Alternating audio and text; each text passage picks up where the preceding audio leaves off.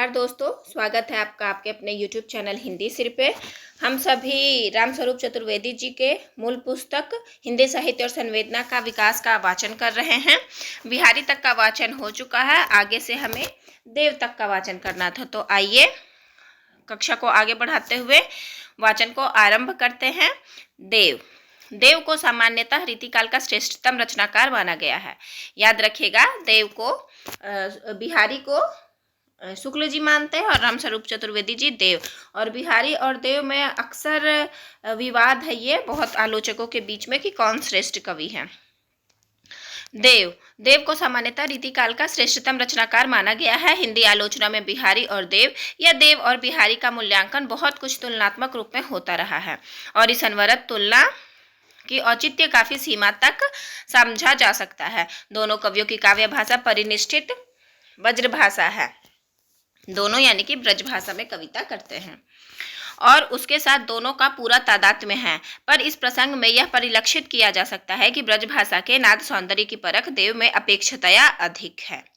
बिहारी के भाषिक तरास, याद रखिएगा, आपको ये याद रखना है कि देव रामस्वरूप चतुर्वेदी जी देव को श्रेष्ठतम मानते हैं और इसी वजह से वह ब्रज भाषा के नाद सौंदर्य का परख देव में अधिक समझते हैं बिहारी से। बिहारी की भाषिक तरास और श्रृंगारिक भाव का वैविध्य है, पर दोहे के विधान में उन्हें वह सूक्ष्म लय सुलभ नहीं जो देव अपने कवित्व और सेवैयों में विकसित करते हैं। और यहाँ तक ये भी याद रखिएगा कि देव कवित्व सेवैयों में लिखते हैं, विकसित करते हैं और जो इसलिए कालांतर में रीतिकाल के प्रतिनिधि छंद बन जाते हैं। देव के काव्य में अनुप्रास और यमक सर्वत्र तो नहीं, पर अधिकतर अलंकार की ऊपरी सजावट के स्तर से गहरे उतरकर भाषिक विधान का अंग बन गए हैं। देव का यह ध्वनि संवेदनशीलता समूचे रीतिकाल में अप्रतिम है। इसका सबसे महत्वपूर्ण साक्ष्य यह है कि कवि का अनुप्रास विधान अपने अच्छे छंदों में कवित्व या सेवैये छंद की गति और लय के अनुकूल चलता है। देव के वृंदावन विषयक प्रसिद्ध छंद का वैशिष्ट्य इस ध्वन्यात्मक विधान में ही है। हौही ब्रज वृंदावन मोही में बसती सदा, जमुना तरंग श्याम रंग अवलीन की, देव बेई सुंदर सघन वन देखियत कुंजन में सुनियत गुंजन अलीन की। बंसी बट तट नटनागर नचत मोह में, रास के बिलास की मधुर धुनि बीन की, भरी रही भनक भनक ताल ताननी की, तनक तनक तामे झनक चूरीन की। और आपको ये कथन याद रखना है कि ये देव का है। यहाँ अनुप्रासिक शब्दों की स्थिति और पंक्ति के टुकड़े भरी रही भनक भनक ताल तननी की, तनक तनक तामे झनक चूरीन की कवित्व के यति और लय के अनुकूल चलते हैं। ये देखिए, ये जो था भरी भनक भनक लाल, ये कवित्व जो है यति और लय के अनुसार चल रहा है। पढ़ने में एक लयता मिल रही है हमें, तो ये एक लय में चल रहा है। वृंदावन के रास के संगीत पूरे छंद में उमड़ते चलते लगता है। शब्द अलंकार अनुप्रास और यमक अलग से ध्यान ना खींचकर भाषिक विधान में पर्यवसित हो जाते हैं। देव की काव्य भाषा में भाषिक तरास बहुत कुछ वैसे ही मिलती है जैसे बिहारी के दोहों में, बल्कि इस प्रकार के बहुत से प्रयोग दोनों कवियों में एक जैसे हैं। अह प्रत्यय जोड़कर बने विशेषण ललचौहें रिसौहें सतर विशेषण से बनी नाम धातु सतराई ये अथवा उ प्रत्यय अवयव प्रत्यय के शब्द विधान बौरिये जीव समय प्रवाह की व्यापक अवधारणा के लिए ब्रज भाषा का संक्षिप्त सा शब्द खन और ऐसे अन्य अनेक प्रयोग देव की भाषा में ठेठ और सहज रूप को प्रमाणित करते हैं। व्याकरणिक तरास की तुलना में जैसा संकेत किया गया ध्वन्यात्मक तरास देव की काव्य भाषा में अधिक प्रभावशाली जान पड़ती है। देखिए, व्याकरणिक तरास की तुलना में जैसे कि संकेत किया गया है कि ध्वन्यात्मक तरास यानी कि व्याकरणिक दृष्टि से भी रामस्वरूप चतुर्वेदी जी कह रहे हैं कि व्याकरणिक दृष्टि से भी देव श्रेष्ठ है, अधिक प्रभावशाली है उनमें, उनके काव्य में व्याकरणिकता। करुणा और श्रृंगार के प्रसंग में मूर्धन्य ध्वनियों का प्रयोग परंपरा से निषिद्ध रहा है, पर देव की ध्वन्यात्मक तरास में मूर्धन्य ध्वनियों की कठोरता विलीन हो जाती है। संभाव्य विरह के संदर्भ में नायिका के आंसुओं का वर्णन है। ठाड़ी बड़े खन की बरसे बड़ी अखियानी बड़े बड़े आंसुनी। यहाँ सवैयों की इस अंतिम पंक्ति में मूर्धन्य ध्वनियों ठ, ड और ढ की 6 बार आवृत्ति हुई है। इस कठोर मूर्धन्य ध्वनियों का अनुशासन कवि ने अपने विशिष्ट ढंग से किया है। ठाड़ी और बड़े के साथ खन रख कर ठाड़ी बने खन ठाड़ी बड़े खन कवि में हस्व और अनुनासिक ध्वनियों की सहायता से छंद के ध्वन्यात्मक वातावरण को कोमल बनाया है। इसी तरह से बड़ी विशेषण में री प्रत्यय जोड़कर फिर आगे विशेष आंख को आख्यानी बनाकर बड़ी बड़री आख्यानी कवि नेत्रों की करुणा और विवशता को सहज भाव से व्यंजित कर देता है। इस प्रकार आंसुओं के वर्णन के बीच मूर्धन्य ध्वनियां जैसे पिघल जाती है। बिहारी में ब्रज जीवन के नटखटपन और लंगरई का चित्रण अधिक है, जो उनके शब्द चयन और व्याकरणिक चुस्ती के माध्यम से संभव होता है। देव की ध्वनि संबंधी संवेदनशीलता के कारण उनके अच्छे छंदों में कोमलता और तन्मयता का सूक्ष्म वातावरण अंतर्व्याप्त है। ऊपर उद्धृत दोनों छंद जिसके बढ़िया उदाहरण हैं। देव में बिंबों का कुशल और संवेदनशील रूप समूचे रीतिकालीन काव्य में उनकी अलग पहचान करा देता है। भक्ति और रीतिकालीन कवियों में कृष्ण के श्याम वर्ण का दुर्निवार आकर्षण प्रायः एक अभिप्राय की तरह चलता है। देव ने इस आकर्षण भाव को दो अलग अलग बिंबों में अलग अलग मनस्थितियों के अनुकूल रचा है। दोनों कवि के प्रसिद्ध छंद हैं। यहाँ उनके उत्तरार्ध उद्धृत हैं। ले मखतूल गुहे गहने रस मूर्तिवंत सिंगार के चाख्यो, सावरे लाल को सांवरो रूप में नैनहि में कजरा करी राख्यो। आखिन में तिमिर अमावस के रैनी जिमी, जम्बू रस बूंद जमुना जल तरंग में, योही मन मेरो मेरे काम को न रहियो माई, श्याम रंग हुए करी समान्यो श्याम रंग में। यहाँ पहले छंद में गोपी को श्याम वर्ण इतना आकर्षक लगता है कि उसने अपने सारे श्रृंगार को श्याममय बना लिया है। अंततः श्याम के रंग का विस्तार उसके नेत्रों के काजल में संकेंद्रित हो गया है। कवि ने इस बात का संकेत भी दे दिया है कि श्रृंगार का वर्ण स्वयं श्याम है। दूसरे छंद में कृष्ण के अगाध श्याम सौंदर्य सिंधु में गोपियों की विभीरता का वर्णन है, जहाँ अक्षरों की स्याही सारी दृष्टि में परिव्याप्त हो गई है। यों एक अनुभव प्रक्रिया के दो पक्ष श्रृंगार और भक्ति का वैशिष्ट्य इन दोनों में अलग अलग बिंबों में अंकित हुआ है। यही दोनों की बिंब प्रक्रिया का अंतर सामने आता है। पहले छंद में श्रृंगार का आधिपत्य भावना व्यंजित हुई है, श्याम रंग को अपने में समो लेने में। दूसरे छंद में भक्ति की तन्मयता और आत्मसमर्पण है, श्याम सिंधु में अपने को डुबो देना है। आधिपत्य और आत्मसमर्पण रीतिकालीन काव्यानुभव के उभय पक्ष श्रृंगार और भक्ति की ये दोनों मनःस्थितियां कवि के इन बड़े बड़े सधे हाथों में रचे बिंबों में से विकसित हुई है। अनुभव सघनता और लाक्षणिक अभिव्यक्ति इन दोनों दृष्टियों से रीतिकालीन कवियों में घनानंद की विशिष्ट ख्याति रही है। रामचंद्र शुक्ल ने हिंदी साहित्य का इतिहास में लिखा है, इनके से विशुद्ध सरस और शक्तिशालिनी ब्रज भाषा लिखने में और कोई कवि समर्थ नहीं हुआ। विशुद्ध के साथ प्रौढ़ता और माधुर्य भी अपूर्व है। विप्रलंभ श्रृंगार ही अधिकतर इन्होंने लिया है। ये वियोग श्रृंगार के प्रधान मुक्तक कवि हैं। प्रेम के पीर ही लेकर इनकी वाणी का प्रादुर्भाव हुआ है। और यहाँ प्रेम के पीर अंडरलाइन होता है क्योंकि रामचंद्र शुक्ल ने दो लोगों को प्रेम के पीर का कवि कहा है। तो एक है घनानंद और दूसरे हैं आलम, और आपको यहाँ याद रखना है प्रेम के पीर के आलम और घनानंद। प्रेम के पीर के कवि आलम और घनानंद। प्रेम के पीर ही लेकर इनकी वाणी का प्रादुर्भाव हुआ है। प्रेम मार्ग का ऐसा प्रवीण और धीर पथिक तथा जबादानी का ऐसा दावा रखने वाला ब्रजभाषा का दूसरा कवि नहीं हुआ। घनानंद की प्रशस्ति में जो प्रसिद्ध सवैया मिलता है उसमें भी कवि के ब्रजभाषा प्रवीण होने का विशेष रूप से उल्लेख किया गया है। नहीं महाब्रज भाषा प्रवीण और सुंदर तानी के भेद को जानो, माफी चाहती हूँ, भेद को जाने। सवैये के अंत में घनानंद के संभाव्य पाठक के लिए जिन दो विशेषणों की चर्चा की गई है वे है भाषा प्रवीण और सुछंद। इस प्रकार घनानंद का काव्य वैशिष्ट उनकी मौलिक स्वच्छंद वृत्ति और सृजनात्मक भाषा प्रयोग में से विकसित होती है, और ये दोनों गुण परस्पर एक दूसरे से संबद्ध है। यह सही है कि आधुनिक काल में संचार के साधन अधिक त्वरित और विकसित होने पर कवियों के प्रतीक और अभिप्रायों के रूढ़ होने की संभावना अधिक हुई है, पर उत्तर मध्यकालीन ब्रज भाषा काव्य के विस्तृत रचना क्षेत्र और लंबे काल में कवियों का अप्रस्तुत विधान और शैली भी कुछ वैसे ही रूढ़ हो चली थी जैसे कि आज छायावादी काव्य के क्षितिज पर्दा, आंसू और नई कविता के खपरेल नाली की चर्चा होती है।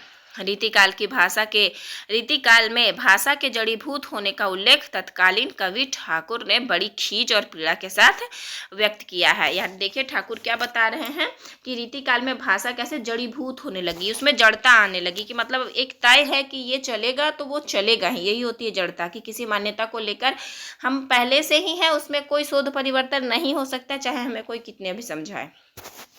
तो इस खींच को किसने प्रकट किया है? रामस्वरूप चतुर्वेदी के हिसाब से ठाकुर ने। आगे है, सखी लीनो मीन मृग खंजन कमल नैन सीखी लीनो जस और प्रताप को कहानी है। सीखी लीनो कल्प वृक्ष काम धेनु चिंता मनी सीखी लीनो मेरी और कुबेर गिरी आनो है। ठाकुर कहते या कि बड़ी है कठिन बात, या को नहीं भूली कहूँ बंधियत बानो है। डेलो सो बनाए आए मेलत सभा के बीच लोगन कवित की वो खेली करी जाने हों। रीतिकाल की बंधी बंधाई लीक पर जोड़ी गई उपमाएं या प्रशस्तियां कालांतर में कैसे अर्थ विरहित हो गई थी, इसका अच्छा संकेत इस छंद में मिलता है। आधुनिक समीक्षा की शब्दावली में ऐसे जड़ीभूत शब्द प्रयोगों को अपारदर्शी कहा जाएगा, जिसमें से कुछ देखा या अनुभव नहीं किया जा सकता, जो सिर्फ पत्थर के टुकड़े या ढेले की तरह है, जिन्हें उस जमाने के घटिया कवि काव्य सभाओं में फेंका करते थे। ठाकुर ने ऐसी काव्य रचना को ढेला फेंकना कहकर बड़ा सटीक बिंब दिया है। ऐसे शब्द प्रयोग जिनसे अर्थ की प्रतीति नहीं होती, सुनने या पढ़ने पर चोट ही लगती है। पहली पंक्ति में कहानो यानी कहानी नहीं में निहित तिरस्कार बड़ा गहरा है। यहाँ इस एक शब्द के माध्यम से कवि ने अपने युग के बहुसंख्यक टुकड़ों के प्रति घोर व्यंग्य और वितृष्णा के भाव को व्यक्त कर दिया है। ऐसे रीतिकालीन परिवेश में घनानंद को स्वच्छंद भाव भूमि का कवि क्यों कहा जाता है, यह प्रस्तुत संदर्भ में अच्छी तरह समझा जा सकता है। मीन मृग खंजन कमल नैन के युग में घनानंद ने भाषा की वास्तविक शक्ति को पहचान कर उसे उद्घाटित किया और इस तरह भाषा और अनुभव में अधिक से अधिक समरूपता विकसित की। अपने उपनाम घनानंद से लेकर छंद छंद में फैले बादल और पपीहे के एक बहुप्रचलित अप्रस्तुत विधान को लेकर उन्होंने उसे नए नए बिंबों में ढाला। कवि का प्रसिद्ध छंद कबहू व बिसासी सुजान के आंगन मो असुवानिहु ले बरसो इसका अच्छा प्रमाण है। बादल प्रेमी के आंसुओं को लेकर प्रेमास्पद के आंगन में बरसा दे, यह परिकल्पना मेघदूत के संपूर्ण विधान में भी कुछ जोड़ देती है और यह स्थिति किसी भी भारतीय कवि के लिए स्पृहणीय हो सकती है। भाषा की अनंत अर्थ शक्ति और संभावना को पहचान कर घनानंद ने व्यंग्य और विनम्रता को मिलाते हुए कहा, लोग है लगी कवित्त बनावत मोही तो मेरे कवित्त बनावत। भाषा से अनुभव कैसे रचा जाता है और प्रशस्त होता है, इसे कवि ने भलीभांति समझा था और इसलिए कहा, मोरी तो मेरे कवित्त बनावत।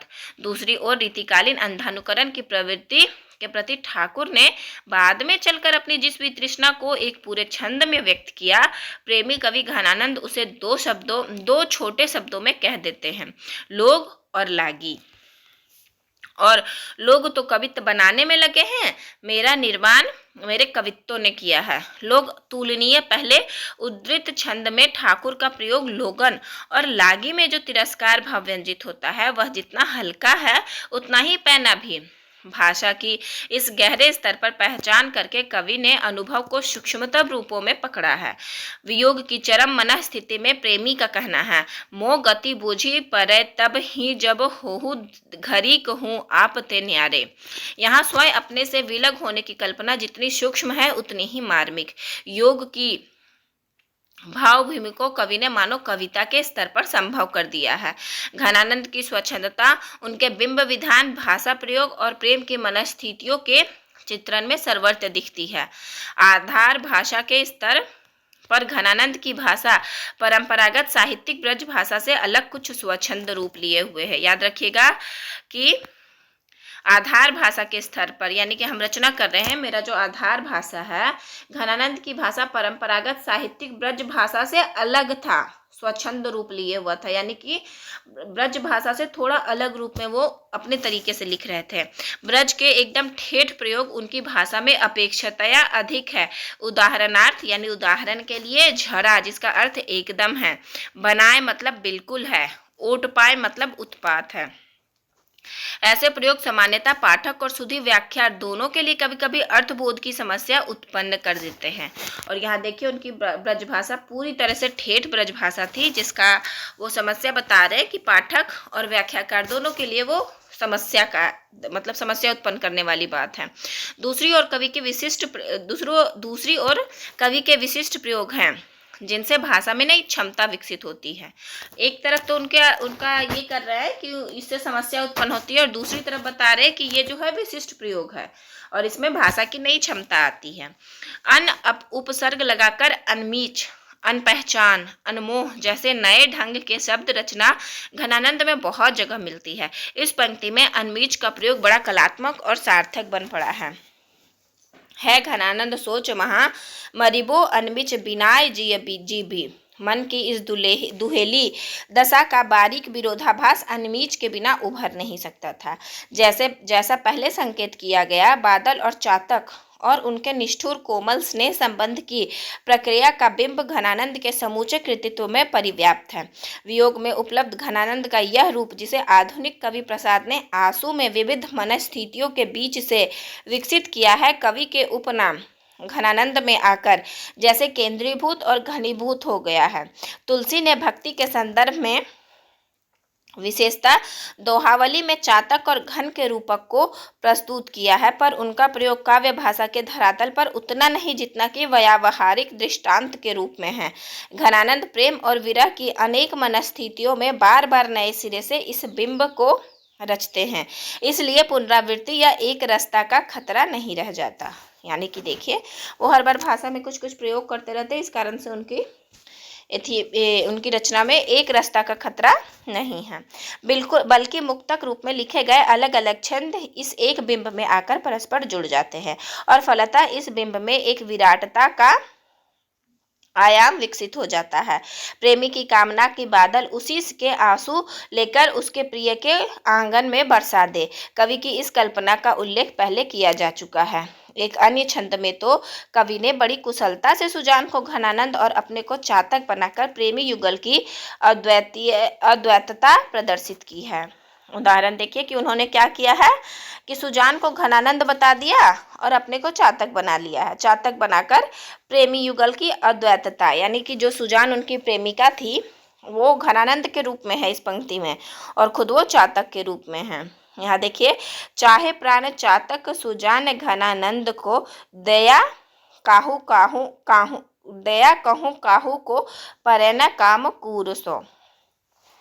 ऐसी ही स्थिति के लिए रामचंद्र शुक्ल ने कहा है कि जिस प्रकार ज्ञान की चरम सीमा ज्ञाता और ज्ञेय की एकता है, उसी प्रकार प्रेम भाव की चरम सीमा आश्रय और आलंबन की एकता है। घनानंद आचार्य शुक्ल के प्रिय कवियों में हैं। इसका कुछ कारण यहाँ समझ में आ जाता है।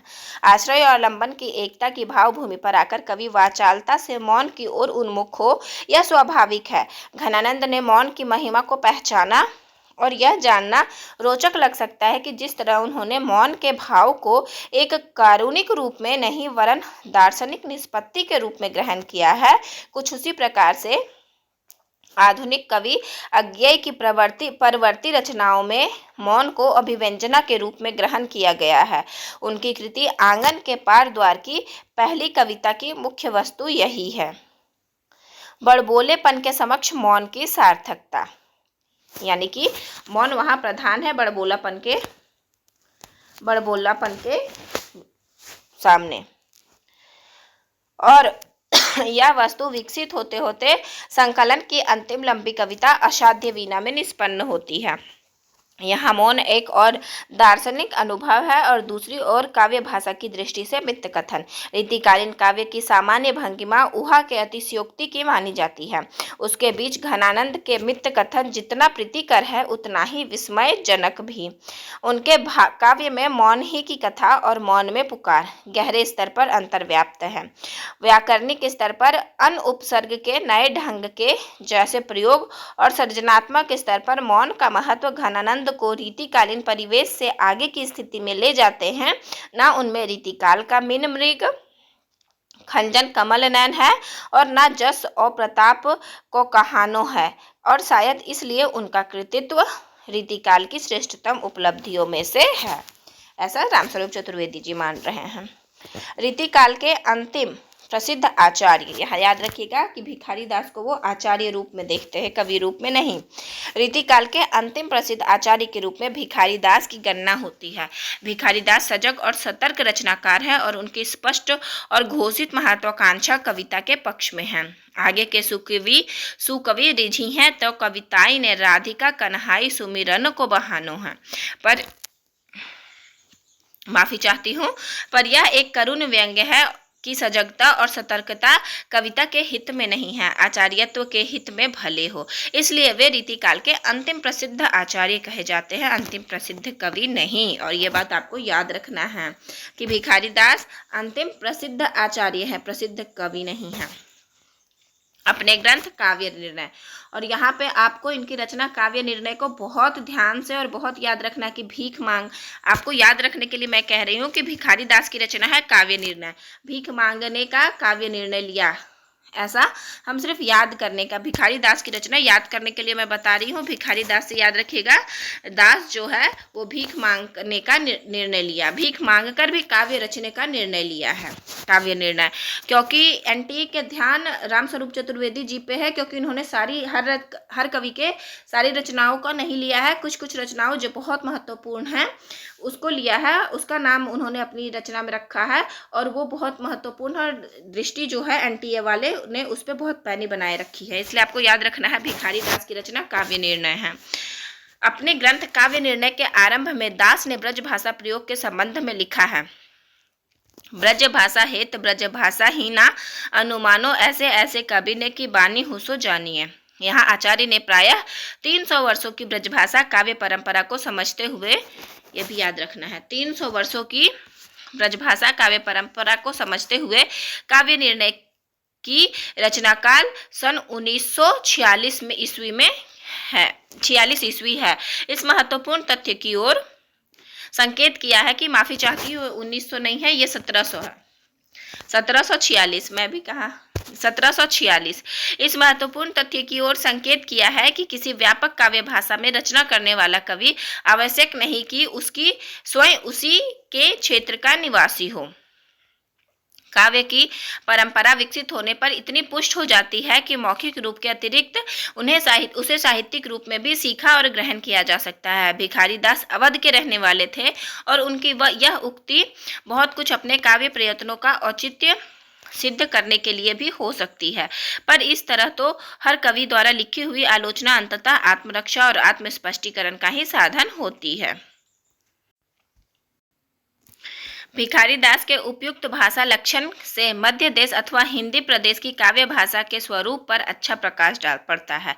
इस समूचे क्षेत्र में वीर गाथा काल के चंद्रबरदाई से लेकर आधुनिक कवि अज्ञेय तक काव्य भाषा की एकता बराबर रही है। हर युग के कवियों ने एक स्वीकृत परिनिश्चित काव्य भाषा को अपनाया है, भले वे उसके आधार क्षेत्र के निवासी हो या ना हो। चंद राजस्थान के हैं और कबीर रमते साधु संत होने पर भी मूलतः भोजपुरी क्षेत्र के कहे जाते हैं, पर दोनों की रचना ब्रज भाषा या ब्रज भाषा खड़ी बोली के समन्वित रूप में है, जो उस काव्य भाषा के रूप में स्वीकृत हो चुकी थी। उससे कुछ पूर्व खड़ी बोली में काव्य रचना हो रही थी। दक्कनी के सूफी कवि अमीर खुसरो और स्वयं कबीर का काव्य जिसका प्रमाण है। इसमें से दक्कनी कवियों की रचनाएं हिंदी उर्दू की सम्मिलित काव्य भाषा के आरंभिक रूप का प्रमाण है। यद्यपि अपने छंद विधान और प्रस्तुत योजना आदि के कारण वे हिंदी के व्यापक काव्य धारा का अंग नहीं बन पाई। मध्यकाल के अधिकतर से ब्रज भाषा के अंशतः अवधि का प्रयोग होता है। आधुनिक काल में भारतेंदु से काव्य भाषा का आधार फिर बदलता है और ब्रज भाषा के स्थान पर फिर खड़ी बोली प्रतिष्ठित होती है। भारतेंदु ने स्वयं मध्यम मार्ग अपनाया था। कविता उन्होंने परंपरित ब्रज भाषा में लिखी और गद्य की नई चेतना उनकी खड़ी बोली में अभिव्यक्त हुई है। भाषा और संवेदना दोनों दृष्टियों से भारतेंदु में उस युग की संक्रांति अवस्था को अच्छी तरह देखा जा सकता है। भारतेंदु का काव्य प्रायः मध्यकाल की ओर देखता है और उनका गद्य आधुनिक चेतना को रूपायित करता है। हिंदी काव्य भाषा की इस अनवरत विकास प्रक्रिया में हम पाते हैं कि कबीर ने जन भाषा के प्रवाह और शक्ति की ओर संकेत किया था और उसका रचनात्मक उपयोग किया था। 3 शताब्दियों के बाद भिखारी दास तक आते आते प्रवाह में उतनी गति नहीं रहती। अब भाषा को एक स्थिर माध्यम के रूप में देखकर उसकी जांच पड़ताल हो रही है। निरक्षर कवि से लेकर अधीत आचार्य तक की यह भाषा यात्रा है। ऐसी स्थिति में यह स्वाभाविक है कि भिखारी दास में रचनात्मकता कम और वर्गीकृत अलंकारों का प्रदर्शन अधिक हो। उनका अधिकांश काव्य पारंपरिक उपमानों का अभ्यास है। शास्त्र रचना होने के कारण यह इस प्रकार के काव्य की एक अंतर्निहित सीमा कही जा सकती है, पर रचना की कसौटी अंततः रचना है, उसमें किसी प्रकार की छूट मुमकिन नहीं होती। भिखारी दास की अलंकार योजना का एक प्रतिनिधि उदाहरण यहाँ प्रस्तुत है, छंद के प्रथम एवं अंतिम चरण के रूप में।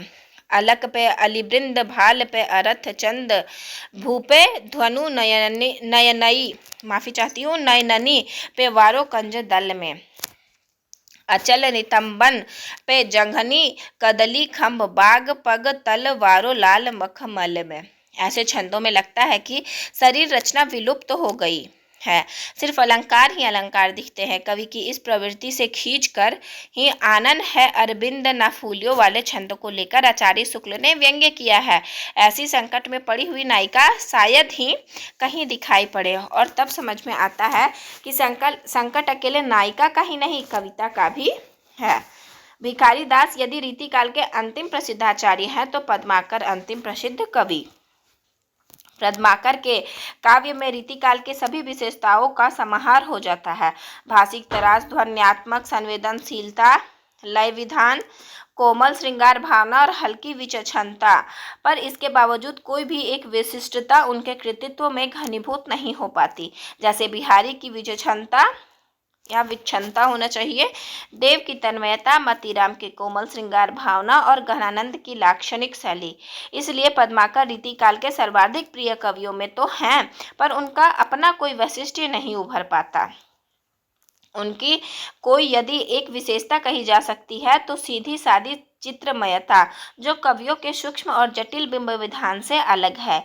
यह चित्रमयता उनके प्रकृति वर्णन में भी है, औरे रस, औरे रीति, औरे राग, औरे रंग, औरे तन, औरे मन, औरे बन है गए, और चेष्टा वर्णन में भी। नैन नचाई कही मुस्काई लल्ला फिरी आयो खेलन होरी, अथवा एके संग धाय नंद लाल गुलाल दो द्रिगनी गए चुभरी आनंद मढ़े नहीं। एरी मेरी बीर जैसे तैसे इन आखिन ते कढ़िगो अबीर पे अहिर तो कढ़े नहीं, और यही उनके व्यापक आकर्षण का कारण भी। पद्माकर में श्रृंगार, भक्ति और वीर रस के विविध और सच्चे रंग है, पर रीति शैली सर्वत्र एक जैसी खिली है। भक्ति काल के अनुभव की समरूपता तरह तरह के कवियों को एक साथ लाती है। रीति काल में यह जोड़ने का दायित्व काव्य शैली का है। यह भक्ति काल और रीति काल में परस्पर विरोध उतना नहीं जितना कि वे एक दूसरे के पूरक है। रीति काल में परिवार के जीवन का समग्र चित्रण एक साथ नहीं हुआ, तो उसके अलग अलग पक्ष उकेर दिए गए हैं।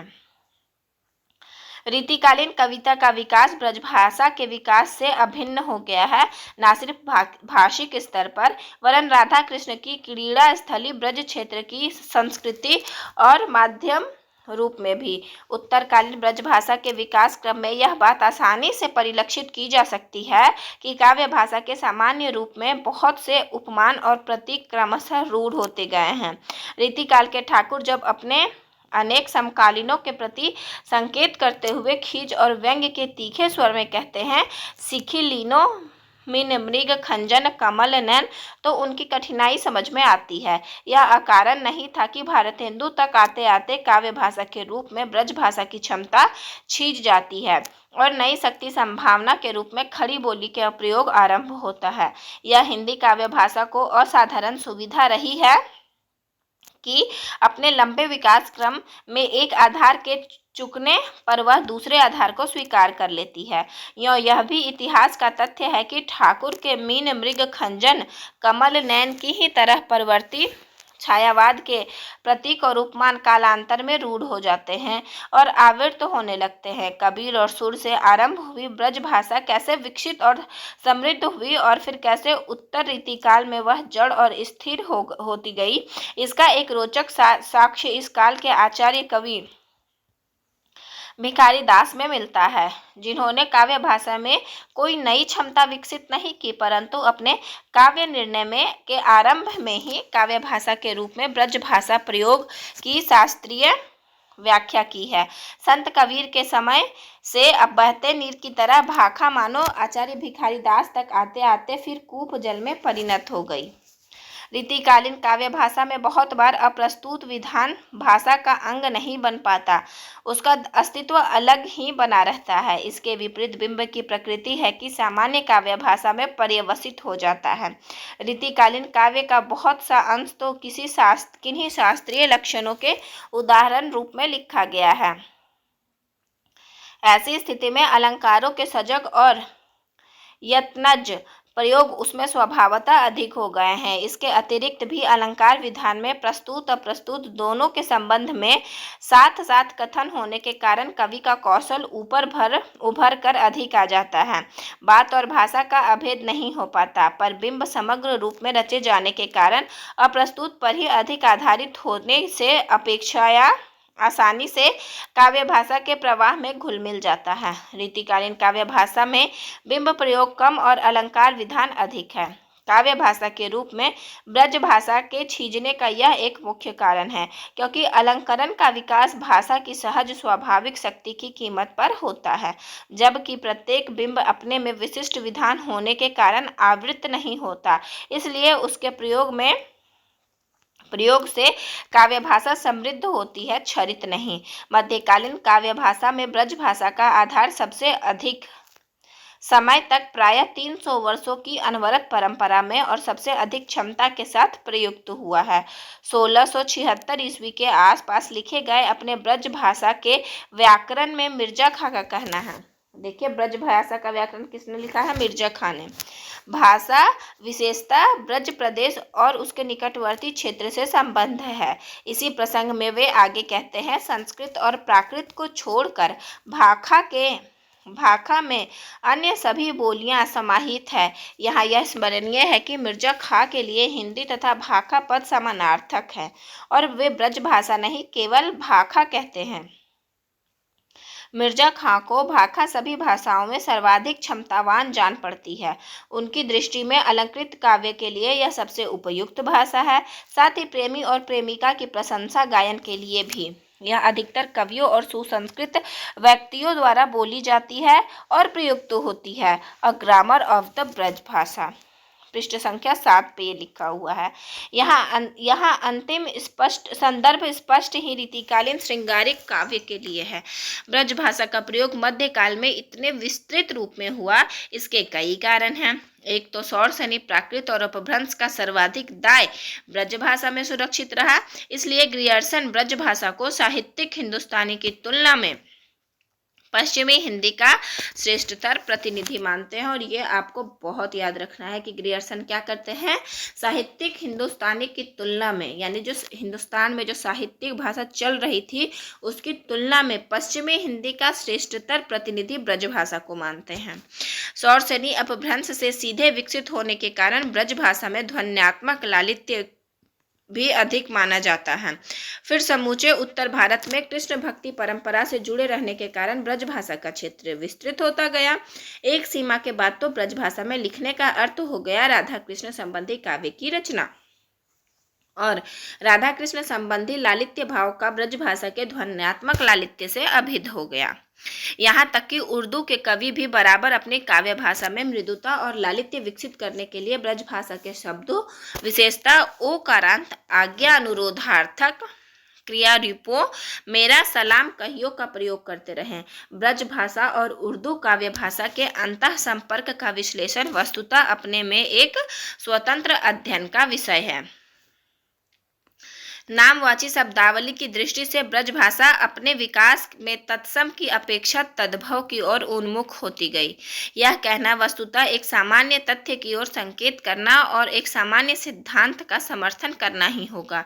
यों बिना पूरे आंकड़ों के इस संबंध में अंतिम रूप से कुछ भी कहना न्याय नहीं है, पर इतना अनुमान किया जा सकता है कि सूरदास से लेकर सेनापति, देव और पद्माकर तक काव्य भाषा के गठन में तद्भवों का महत्व बढ़ा है और इसका कुछ कारण भक्ति काल के अध्यात्म परक संस्कृत शब्दावली के स्थान पर रीति काल के ऐहिक जीवन से संबंध तद्भव शब्दावली का आना है। ब्रज भाषा अध्यात्म से आरंभ होती है और शक्ति के अनुभव में संपन्न होती है। ये दोनों अनुभव स्तर बराबर संश्लिष्ट भी होते रहते हैं। समूची मध्यकालीन भाषा अपने श्रेष्ठ रूप में मूल्यता तन्मयता के अनुभव को विकसित करती है। यह तन्मयता चाहे भक्त भगवान संबंध की हो, चाहे प्रेमी प्रेमिका संबंध की। उस युग के अधिकांश समाज के लिए तनाव ना भाषा में था न जिंदगी में। मध्यकालीन काव्य भाषा में जो एकतानता यानी एकता की स्थिति मिलती है, उसका एक कारण यह तनाव का ना होना है। पर कभी कभी हमें एकतानता की प्रतीति एक रास्ता की सीमा तक पहुंचा देती है। रीति काल में ऐसा अनुभव कई बार होता है। वाक्य भंग, असाधारण और साहसिक शब्द प्रयोग, परस्पर विरोधी भाषिक वातावरण का आमना सामना इस युग की विशेषताएं नहीं हैं और ना हो सकती है। मध्यकालीन काव्य भाषा अपने परिष्कृत शब्द चयन, शांत लय और सुपाठ्य मात्रिक छंदों के प्रयोग से पहचानी जाती है, जहाँ धीरे धीरे तन्मयता की मन स्थिति विकसित होती है और जो उस युग की ब्रज भाषा का लक्षण बन गई थी। 19वीं सदी के संघर्ष और तनाव के साथ इस तन्मयता का मेल नहीं खा सकता था। भारतेंदु ने कुछ समय तक तनाव और तन्मयता के साथ साथ ले चलने की कोशिश की। तनाव खड़ी बोली के गद्य में, नाटकों और पत्रकारिता में तथा तन्मयता ब्रज भाषा के कवित सवैयों और पदों में। पर यह स्थिति स्वभावतः अधिक चल नहीं सकती थी। अंततः खड़ी बोली समग्रता काव्य भाषा के रूप में प्रतिष्ठित हुई और उसके साथ साथ हिंदी क्षेत्र में नई शक्ति और चेतना का उदय हुआ। यहाँ एक रोचक तथ्य यह परिलक्षित किया जा सकता है कि उर्दू काव्य भाषा का आधार तो पहले से खड़ी बोली चली आ रही थी, पर इसके बावजूद उत्तर मध्यकालीन सामंतीय विलासिता के वातावरण में उर्दू काव्य बहुत समय तक छटपटा रहा और अब तक उससे पूर्णतः मुक्त नहीं हो सका है। हिंदी काव्य भाषा ने क्योंकि अपना आधार ब्रज भाषा को छोड़कर फिर खड़ी बोली को कर लिया, इसलिए उसका पुनर्वार कायाकल्प संभव हो सका। हिंदी काव्य क्या किया? 19वीं सदी तक आते आते हिंदी काव्य ने अपना आधार ब्रज भाषा को छोड़कर खड़ी बोली कर लिया था, इसलिए उसका पुनर्वार कायाकल्प संभव हो सका। हिंदी भाषा की बहुजन पदीय प्रकृति उसे कैसे शक्ति देती रही है, यह इसका अच्छा प्रमाण है। और यहाँ पे हमारा रीति काल खत्म होता है। आधुनिक काल का वाचन हम आगे की कक्षा में करेंगे। धैर्य से आपका बने रहने के लिए बहुत बहुत धन्यवाद। आशा करती हूँ यह वीडियो आपको लाभान्वित करेगी। धन्यवाद।